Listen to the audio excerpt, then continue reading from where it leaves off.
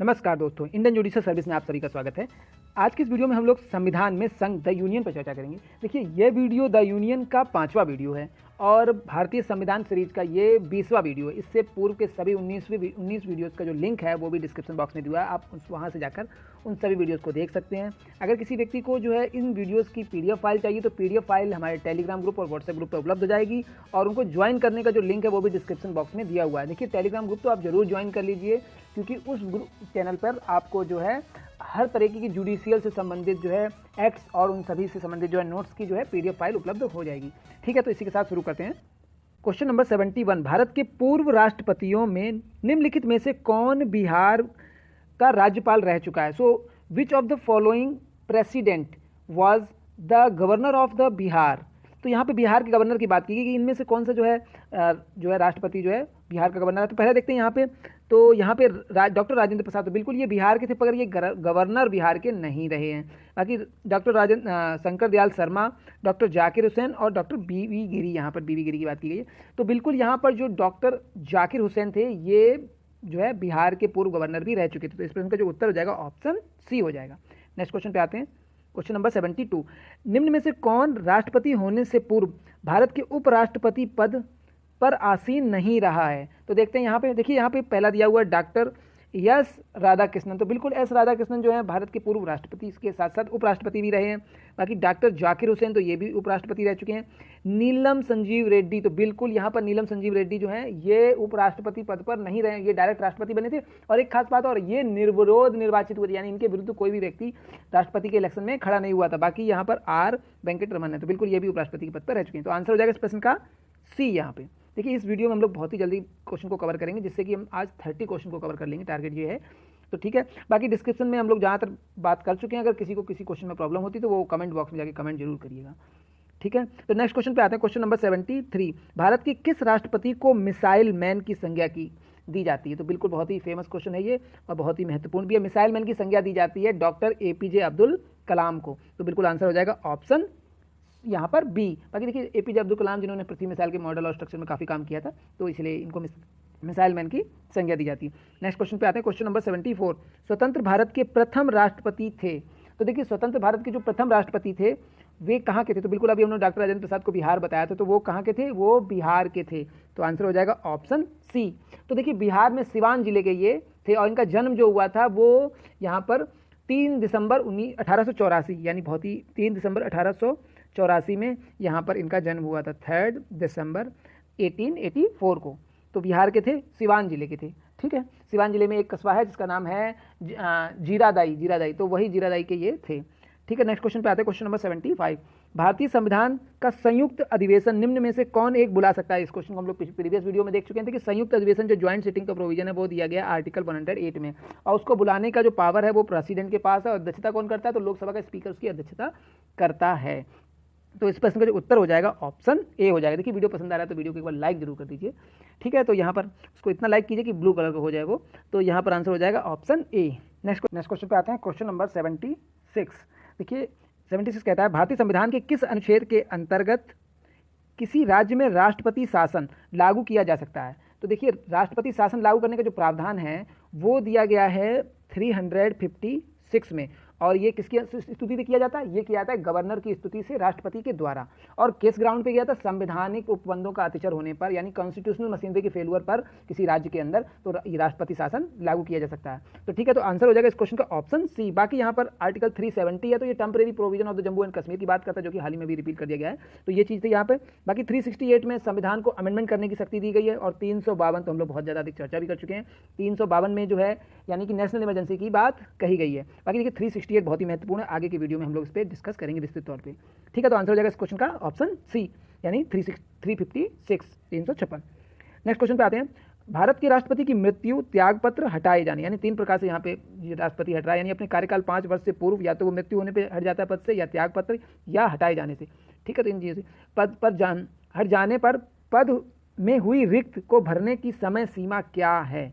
तो देखिए, अगर राष्ट्रपति हट जाता है तो उसके पद को रिक्त हुई जो उसकी समय सीमा है उसको कितनी जल्दी से जल्दी पूरा किया जाएगा? तो बिल्कुल 3 माह के अंदर उसको पूरा किया जाएगा। ठीक है, तो ये चीज़ हो जाएगी यहाँ पर। तो आंसर हो जाएगा ऑप्शन सी इस क्वेश्चन का।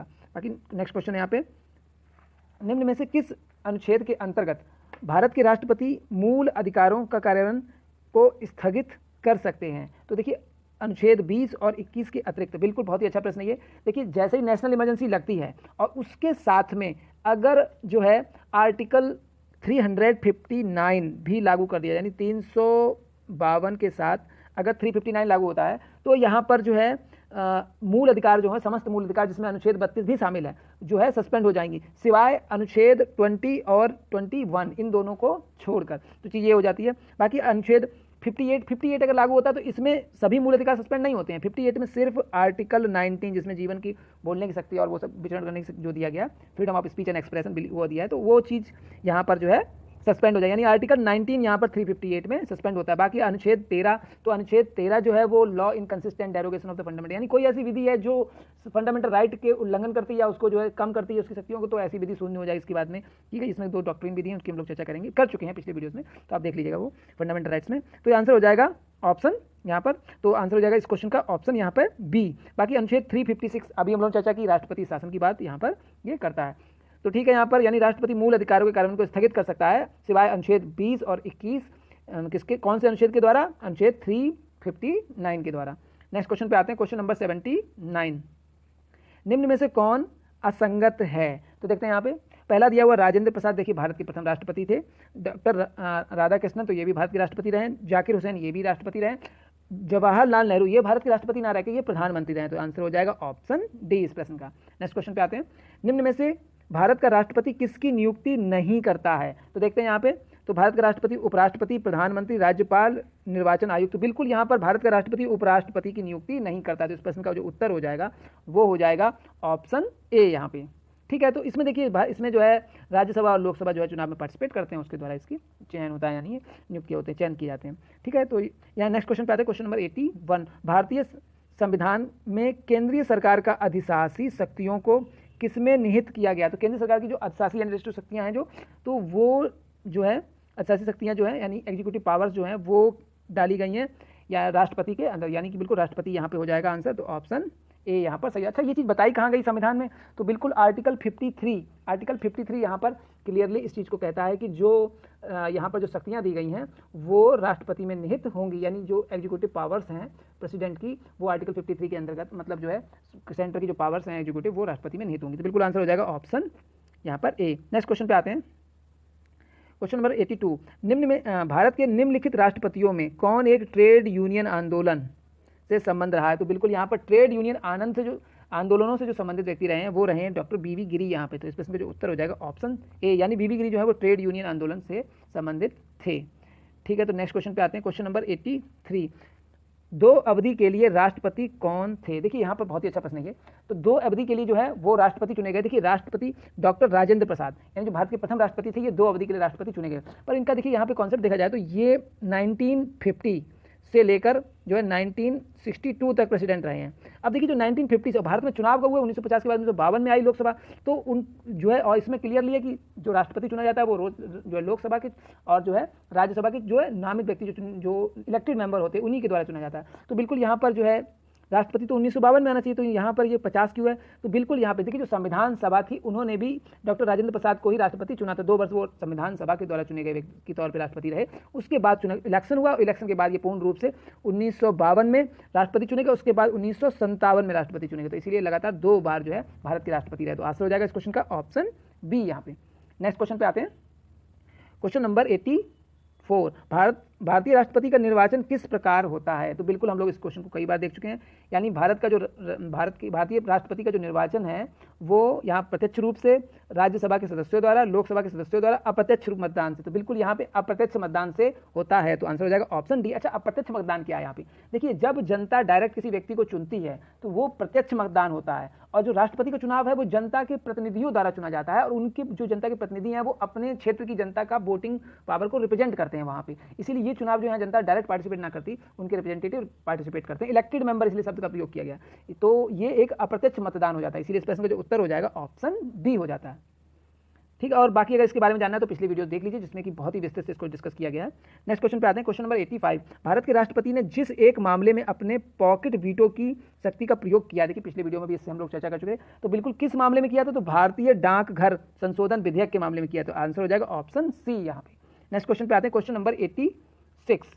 राष्ट्रपति की क्षमा शक्ति यानी जो राष्ट्रपति क्षमादान शक्ति देता है किस अनुच्छेद में देता है, तो आर्टिकल 72 में राष्ट्रपति के अंदर क्षमादान की शक्ति दी गई है। और ये कैसी शक्ति है, देखिए सजा देने की पावर एक न्यायिक शक्ति है और सजा को कम करने की पावर भी न्यायिक शक्ति है, तो बिल्कुल ये एक न्यायिक शक्ति है। तो आंसर हो जाएगा ऑप्शन यहाँ पर बी। यहाँ पर नेक्स्ट क्वेश्चन पे आते हैं, क्वेश्चन नंबर 87। राष्ट्रपति राष्ट्रीय आपात की घोषणा कर सकता है। तो देखिए राष्ट्रपति हम लोग देखे थे अनुच्छेद 352 में यहाँ पर राष्ट्रपति के ग्राउंड मतलब राष्ट्रीय आपात के ग्राउंड दिए हुए थे, जिसमें कि युद्ध की स्थिति बताई गई थी, बाह्य आक्रमण बताया गया, सशस्त्र विद्रोह बताया गया था, आंतरिक अशांति शब्द को रिमूव कर दिया गया था अनुच्छेद अमेंडमेंट 44 के तहत। तो बिल्कुल यहाँ पर ये 3 ग्राउंड दिए हुए, तो अब देख लेते हैं। हथियारबंद विद्रोह के आधार बिल्कुल ये ग्राउंड ठीक है, बाह्य आक्रमण तो ये भी बिल्कुल ग्राउंड ठीक है, युद्ध ये तो प्रथम जो है पॉइंट था, तो ये तीनों यहाँ पर सही हो जाते। तो यहाँ आंसर हो जाएगा ऊपर वर्णित सभी कारणों के आधार पर। तो इस प्रश्न का जो उत्तर हो जाएगा वो हो जाएगा ऑप्शन डी यहाँ पे। नेक्स्ट क्वेश्चन पे आते हैं, क्वेश्चन नंबर 88। भारतीय संविधान के अनुसार भारत के राष्ट्रपति का यह कर्तव्य है कि वे निम्नलिखित में से किसको या किनको संसद के पटल पर रखवाएं। तो ठीक है, देखते हैं यहाँ पे। तो देखिए संघ वित्त आयोग की सिफारिशों को, लोक लेखा समिति के प्रतिवेदन को, नियंत्रक महालेखा परीक्षक के प्रतिवेदन को और राष्ट्रीय अनुसूचित जाति आयोग के प्रतिवेदन को। तो बिल्कुल देखिए जो संघ के वित्त आयोग है, नियंत्रक महालेखा है और राष्ट्रीय अनुसूचित जाति आयोग, ये तीनों ही जो है राष्ट्रपति के द्वारा चुने जाते हैं, जबकि लोक लेखा समिति ये स्पीकर यानी कि लोकसभा के स्पीकर अध्यक्ष के द्वारा यानी स्पीकर के द्वारा जो है चुना जाता है। और ये व्यक्ति यानी लोक लेखा जो समिति है, ये समिति जो है अपनी रिपोर्ट को स्पीकर को सौंपती है, उसके द्वारा ही इसको पेश किया जाता है, उसके जो है संस्तुति में ही इसको पेश किया जाता है। तो बिल्कुल यहाँ उनके प्रतिवेदन के द्वारा ही पेश किया जाता है। तो यहाँ पर ये तीनों ही जो है सही हो जाएंगे और ये यहाँ पर नहीं होगा। तो आंसर हो जाएगा 1, 3, 4। तो 1, 3, 4 बिल्कुल ऑप्शन सी इस प्रश्न का उत्तर हो जाता है। यानी जो संघीय वित्त आयोग है वो राष्ट्रपति द्वारा चुना जाता है और अपनी रिपोर्ट भी वो उन्हीं को देते हैं। नियंत्रक महालेखा यानी CAG, यहाँ पर कैग की बात की जा रही है, तो इनको भी जो है प्रेसिडेंट के द्वारा ही चुना जाता है और महाभियोग जैसी प्रक्रिया द्वारा ही हटाया भी जाता है। तो ये चीज़ है और इनकी द्वारा जो रिपोर्ट होती है वो प्रेसिडेंट को दी जाती है और प्रेसिडेंट के रिकमेंडेशन से ही वो वहाँ पर पेश करते हैं। बाकी वही अनुसूचित जाति पे भी यही चीज़ लागू होती है। ठीक है, तो ये हो जाएगा। तो आंसर हो गया ऑप्शन सी। नेक्स्ट क्वेश्चन पे आते हैं 89। देखिए आज जल्दी जल्दी क्वेश्चन कर रहे हैं क्योंकि आज हम लोग जो है 30 क्वेश्चन को कवर करेंगे, वो भी बहुत ही कम समय में। भारत के राष्ट्रपति की अनुशंसा पर लोकसभा को भंग कर सकते हैं। तो लोकसभा को जो भंग करने की देखिए यहाँ पर दिया है, तो पहला राज्यसभा। तो राज्यसभा का लोकसभा संबंध नहीं, क्योंकि राज्यसभा अलग है और लोकसभा अलग है। ये देखिए जनता का सदन होता है, तो राज्यसभा जहाँ पढ़े लिखे व्यक्तियों को संबंध, तो यहाँ ये नहीं होगा। चुनाव आयोग की रिकमेंडेशन से तो बिल्कुल भी नहीं हो सकता यहाँ पे। भारत के मुख्य न्यायाधीश, तो मुख्य न्यायाधीश भी यहाँ, क्योंकि जुडिशरी जो है वो एग्जीक्यूटिव और लेजिस्लेचर से अलग है। मंत्री परिषद, बिल्कुल यहाँ पर मंत्री परिषद की रिकमेंडेशन से ऐसा होता है। तो आंसर हो जाएगा ऑप्शन यहाँ पर डी हो जाएगा, यानी भारत का राष्ट्रपति मंत्री परिषद की अनुशंसा पर लोकसभा को भंग कर सकते हैं। ठीक है, तो नेक्स्ट क्वेश्चन पे आते हैं, क्वेश्चन नंबर 90। भारत के राष्ट्रपति पद के उम्मीदवार के प्रस्ताव अनुसमर्थन किया जाना कम से कम, तो देखिए जब भारत के राष्ट्रपति के लिए कोई व्यक्ति खड़ा होता है तो उसके समर्थन में कुछ सदस्य आते हैं, तो कम से कम कितने सदस्य होने चाहिए, उनका अनुसमर्थन होना चाहिए और वही उसको उनका जो है वहाँ पे नॉमिनेशन करवाते हैं। तो कितने होने चाहिए, कम से कम 50 व्यक्ति यहाँ पर होने चाहिए। तो इस प्रश्न का जो उत्तर हो जाएगा क्वेश्चन नंबर यहाँ पर 50 निर्वाचकों के द्वारा। देखिए प्रीवियस वीडियोज़ में हम इस चीज़ पर बढ़िया से चर्चा कर चुके हैं इलेक्शन ऑफ प्रेसिडेंट के बारे में, तो वहाँ पर आप वीडियो देख सकते हैं, उसका लिंक डिस्क्रिप्शन बॉक्स में दिया हुआ है। ठीक है, तो नेक्स्ट क्वेश्चन पे आते हैं, क्वेश्चन नंबर 91। राष्ट्रपति शासन अधिकतम लगाया जा सकता है। तो देखिए राष्ट्रपति जो शासन है वो अधिकतम कितने दिन तक लगाया जाता है, वो बिल्कुल यहाँ पर अधिकतम 3 वर्ष के लिए लगाया जा सकता है। ठीक है, तो ये चीज़ आती है ऑप्शन क्वेश्चन नंबर 92। और कहा किस में प्रोविजन दिया है, तो 356 में यहाँ पर बताया गया। तो यहाँ पे संसद द्वारा संकट काल की घोषणा का अनुमोदन कितनी अवधि के लिए अंतराल में आवश्यक है, यानी अगर संकट काल की घोषणा की जाती तो उसका जो अनुमोदन है वो कितने दिनों यानी कितने टाइम में किया जाना चाहिए। तो बिल्कुल यहाँ पर जो अनुमोदन है उसका वो यानी कि यहाँ पर जो है परमिशन एक तरीके से दी जाए या फिर पास किया जाए संसद द्वारा, वो कितने समय में किया जाना चाहिए। तो देखिए अगर ये राष्ट्रीय आपात की बात की जाए तो ये अनुमोदन 1 माह होना चाहिए, और अगर राष्ट्रपति शासन है तो ये 2 माह, और वही वित्तीय आपात है तब भी ये 2 माह के अंदर इसका अनुमोदन संसद में किया जाना चाहिए। तो इस प्रश्न का जो उत्तर हो जाएगा वो हो जाएगा ऑप्शन ए, यानी राष्ट्रीय अगर आपात लगता है, संकट काल आता है, तो यहाँ पर 1 माह के अंदर अनुमोदन हो जाना चाहिए, यानी आंसर ऑप्शन बी हो जाएगा। ठीक है, तो नेक्स्ट क्वेश्चन पे आते हैं, क्वेश्चन नंबर 93। किसने कहा था कि राष्ट्रपति की आपातकालीन अधिकार संविधान के साथ धोखा है। बहुत ही अच्छा प्रश्न है ये। तो ये किस व्यक्ति ने, और यूपीपीएससी मेंस 2004 में आया ये। देखिए सभी प्रश्न जो बहुत ही महत्वपूर्ण सब आए हुए एग्जाम में प्रश्न है। तो देखिए ये किसने कहा था कि राष्ट्रीय आपात के जो अधिकार प्रेसिडेंट को दिए गए हैं क्योंकि वो संविधान के साथ धोखा है। तो who said that the power of the national emergency means emergency is the cheating to the constitution of India, यानी fraud to the constitution of India, यानी किसके साथ, संविधान के साथ धोखा है। ये बात कही किस व्यक्ति ने थी? ये बात कही थी हृदयनाथ कुंजरू के द्वारा। तो बिल्कुल आंसर हो जाएगा ऑप्शन यहाँ पर डी। नेक्स्ट क्वेश्चन पे आते हैं, क्वेश्चन नंबर 94। भारत के चौथे राष्ट्रपति, तो भारत के जो चौथे राष्ट्रपति थे ये कौन थे? तो बिल्कुल भारत के जो चौथे राष्ट्रपति थे ये थे यहाँ पर श्री बीवी गिरी। तो देखिए यहाँ पे सबसे पहले राजेंद्र प्रसाद जो है भारत के राष्ट्रपति बनते हैं, उसके बाद डॉक्टर राधाकृष्णन आते हैं, फिर जाकिर हुसैन आते हैं, उसके बाद बीवी गिरी हैं, और उसके बाद फारुकुद्दीन अली अहमद जो है भारत के 5वें राष्ट्रपति बनते हैं। और ये क्वेश्चन कई बार एग्जामों में आ चुका है, चौथे राष्ट्रपति कौन थे? तो बिल्कुल श्री बीवी गिरी जो है वो भारत के चौथे राष्ट्रपति बने। तो आंसर हो जाएगा इस प्रश्न का ऑप्शन ए यहाँ पे। नेक्स्ट क्वेश्चन पे आते हैं, क्वेश्चन नंबर 95। निम्नलिखित में से कौन भारत के राष्ट्रपति के निर्वाचक मंडल का भाग तो है परंतु उसके महाभियोग अधिकरण का भाग नहीं है? तो देखिए यहाँ पर क्लियरली पूछा गया विच of the following is the element of the participation in election of president but not in impeachment process of the president. तो इम्पीचमेंट प्रोसेस का एक भाग यानी जो है पार्ट नहीं है, वहाँ पर उसका एलिमेंट नहीं, तत्व नहीं है, और बल्कि उसके निर्वाचन मंडल का है। तो बिल्कुल हम लोग डिस्कस कर चुके थे इसको कि निर्वाचन मंडल में राष्ट्रपति के कौन कौन होता है। तो लोकसभा के इलेक्टेड मेंबर, राज्यसभा के इलेक्टेड मेंबर और राज्य की विधानसभाओं के, विधान परिषद नहीं, विधानसभाओं के इलेक्टेड मेंबर, ये तीनों ही पार्टिसिपेट करते हैं। जबकि महाभियोग में सिर्फ जो है लोकसभा और राज्यसभा के कुल मेंबरों की को वहाँ वोटिंग होती है, टोटल मेंबरों की वोटिंग होती है। तो यहाँ पर बिल्कुल यहाँ पर आंसर हो जाएगा। तो लोकसभा के मेंबर होते ही हैं, राज्यसभा के भी होते हैं, राज्य के विधान परिषद दिया हुआ, तो ये यहाँ नहीं होगा, बल्कि राज्य की सभाएं, हाँ, तो बिल्कुल ये लोग यहाँ भाग नहीं लेते हैं। तो आंसर हो जाएगा इस प्रश्न का उत्तर डी यहाँ पे। नेक्स्ट क्वेश्चन पे आते हैं, क्वेश्चन नंबर 96। भारत के राष्ट्रपति अपना त्यागपत्र किसको संबोधित करके देते हैं? तो बिल्कुल भारत के राष्ट्रपति जो हैं वो उपराष्ट्रपति को, और उपराष्ट्रपति अपना त्यागपत्र राष्ट्रपति को संबोधित करके दिया करते हैं। तो बिल्कुल इस प्रश्न का जो उत्तर हो जाएगा वो हो जाएगा ऑप्शन बी यहाँ पे। नेक्स्ट क्वेश्चन पे आते हैं, क्वेश्चन नंबर 97। राष्ट्रपति का रिक्त स्थान भर लिया जाना चाहिए। तो बिल्कुल यहाँ पे राष्ट्रपति का जो रिक्त स्थान है वो 6 माह के अंदर भर लिया जाना चाहिए। तो इस प्रश्न का भी उत्तर हो जाएगा ऑप्शन बी यहाँ पे। नेक्स्ट क्वेश्चन पे आते हैं, क्वेश्चन नंबर 98। भारतीय संविधान में समस्त कार्यपालिका शक्ति, तो भारतीय संविधान में समस्त कार्यपालिका जो शक्ति है वो किसमें निहित है? तो बिल्कुल हम लोग इसको चर्चा कर चुके हैं, यानी आर्टिकल 53 यहाँ पर क्लियरली कहता है समस्त कार्यपालिका शक्ति किसमें निहित है? वो राष्ट्रपति में निहित है। तो इस प्रश्न का जो उत्तर हो जाएगा वो हो जाएगा ऑप्शन सी यहाँ पे। नेक्स्ट क्वेश्चन पे आते हैं, क्वेश्चन नंबर 99। उपराष्ट्रपति, देखिए यहाँ उपराष्ट्रपति से प्रावधान शुरू हो जाते हैं, यहाँ नहीं उपराष्ट्रपति के अब क्वेश्चन आएंगे। उपराष्ट्रपति से संबंधित जो भी डिटेल्स हैं वो हम अगले वीडियोस में कवर करेंगे, क्योंकि ये वीडियो बहुत लंबा हो जा रहा है ऐसे ही, क्योंकि 30 क्वेश्चन को यहाँ कवर किया है। उसमें हम लोग सब बताएंगे कि उपराष्ट्रपति की पावरें कहाँ, कैसे वो कार्य करता है, उसका पद का ड्यूरेशन और इलेक्शन प्रोसीजर और उसके यानी उसको हटाने की प्रक्रिया, सभी के बारे में बात करेंगे। ठीक, उपराष्ट्रपति से संबंधित निम्न कथनों पर कौन सही नहीं है? देखिए सबसे महत्वपूर्ण प्रश्न में यही बात होती है, लास्ट में लिख देते हैं नहीं और हम लोग देख लेते हैं सही, जिससे क्वेश्चन अक्सर एग्जाम में गलत हो जाता है। जब भी क्वेश्चन पढ़िए तो ये नहीं शब्द तो जरूर बहुत ध्यान दीजिए इसको। ठीक है, तो यहाँ देखते हैं, पहला कथन दिया है, यहाँ पे पॉइंट दिया है, उपराष्ट्रपति बनने के लिए व्यक्ति के पास जनता के सदन, मतलब लोकसभा है, जनता का सदन यानी हाउस ऑफ पीपल किसको कहता है? इट इज लोकसभा के सदस्य निर्वाचित होने की योग्यता आवश्यक है। तो यहाँ पर जनता के यानी लोकसभा के सदस्य होने की जो है क्वालिटीज होनी चाहिए उपराष्ट्रपति। तो ये देखिए स्टेटमेंट बिल्कुल गलत है।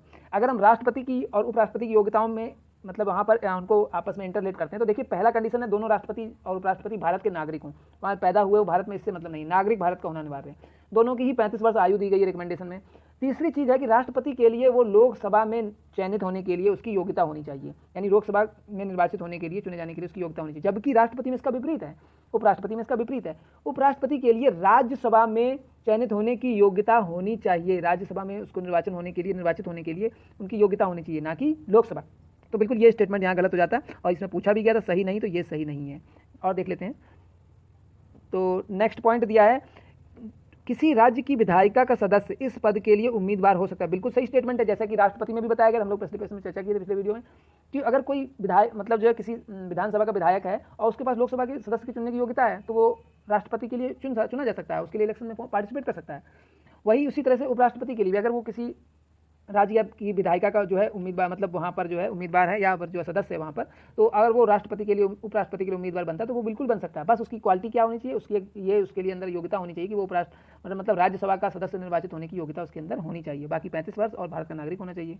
तो ठीक है, और ये कंडीशन तो दोनों यहाँ मिली जाती, तो ये यहाँ पर सही हो जाएगा।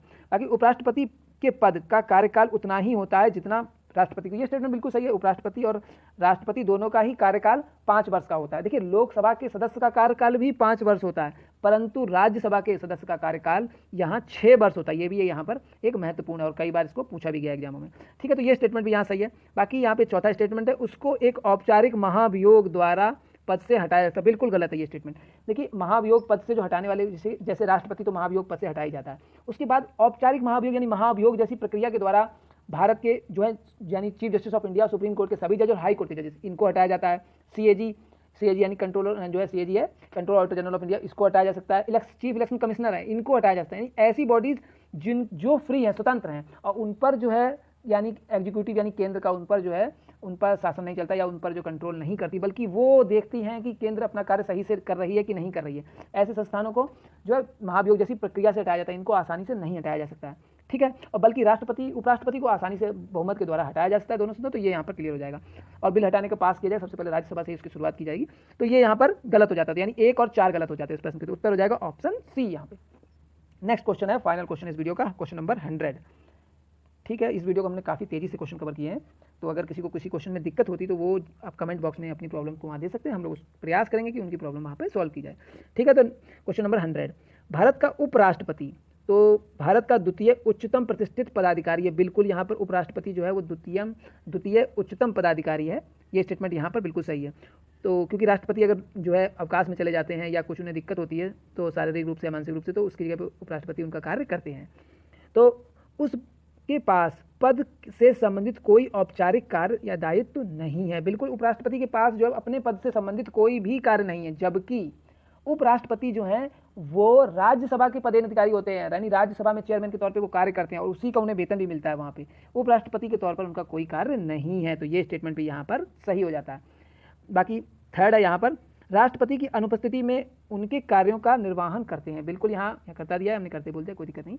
तो यहाँ पर ये भी स्टेटमेंट यहाँ पर सही है। यानी अगर राष्ट्रपति एब्सेंट रहते हैं या उनकी स्थिति खराब हो जाती है या वो अपना त्याग पत्र दे देते हैं या मृत्यु हो जाती है कुछ भी इस तरह की, तो उस कंडीशन में उपराष्ट्रपति राष्ट्रपति के तौर पर कार्य करते हैं और ये अधिकतम ये इस तरह से कार्य कर रहे हैं। बाकी यहाँ पर 4 दिया है, राष्ट्रपति के पद त्याग, अपदस्थकरण या मृत्यु के बाद राष्ट्रपति के रूप में कार्य करते हैं। बिल्कुल यहाँ पर उपराष्ट्रपति जो हैं वो इस तरह से राष्ट्रपति के पद और इसकी तरह कार्य करते हैं। तो ये स्टेटमेंट भी सही, यानी ये चारों ही स्टेटमेंट यहाँ पर सही हो जाते हैं। तो इस प्रश्न का जो उत्तर हो जाएगा वो हो जाएगा ऑप्शन डी यहाँ पे। ठीक है, इसी के साथ इस वीडियो को समाप्त करते हैं। वीडियो पसंद आए तो भाई लाइक जरूर दे दीजिए और अगले वीडियो में हम लोग 15 या 20 क्वेश्चन कवर करेंगे, क्योंकि उसमें हम उपराष्ट्रपति के बारे में बताएंगे, उसकी इलेक्शन प्रोसीजर और जो भी चीज़ें हैं। तो इसीलिए और एक बार जो है अगर वीडियो बहुत पसंद आए तो इसको शेयर कर लीजिए। चैनल सब्सक्राइब नहीं किया तो भाई चैनल सब्सक्राइब जरूर कर लीजिए। ये चैनल से आपको बहुत ही अधिक फायदा मिलेगा। जुडिशियल से संबंधित GS as well as law का सभी पेपरों को हम लगभग इसमें जो है डिस्कस करेंगे और सॉल्व करेंगे। ठीक है, thank you for watching Indian judicial service.